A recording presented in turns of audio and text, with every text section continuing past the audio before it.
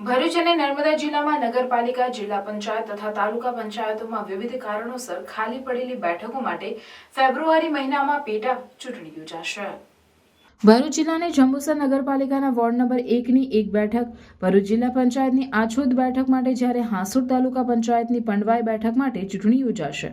આ જ રીતે નર્મદા જિલ્લાના સાગબારા તાલુકા પંચાયતની ભાદોડ અને દેડિયાપાડાની ઝાક બેઠક માટે ચૂંટણીની જાહેરાત કરી દેવામાં આવી છે। મંગળવારના રોજ રાજ્ય સરકારે સ્થાનિક સ્વરાજની સંસ્થાઓમાં ચૂંટણી તથા પેટા ચૂંટણીની જાહેરાત કરી છે, જેમાં ભરૂચ અને નર્મદાની 5 બેઠકોની પેટા ચૂંટણીનો સમાવેશ થવા જાય છે। 27મી જાન્યુઆરીના રોજ જાહેરનામું બહાર પાડવામાં આવશે। 1 ફેબ્રુઆરી સુધી ઉમેદવારી નોંધાવી શકાશે અને 4 ફેબ્રુઆરી સુધી ઉમેદવારી પત્રોને પરત ખેંચી શકાશે। 16મી ફેબ્રુઆરી મતદાન અને 18મીએ મતગણતરી કરવામાં આવશે। ભરૂચ અને નર્મદા જિલ્લામાં થનારી 5 બેઠકોની પેટા ચૂંટણીની જાહેરાતના પગલે પુનઃ એકવાર રાજકીય ગરમીનો પારો ઊંચે ચડવા લાગ્યો છે।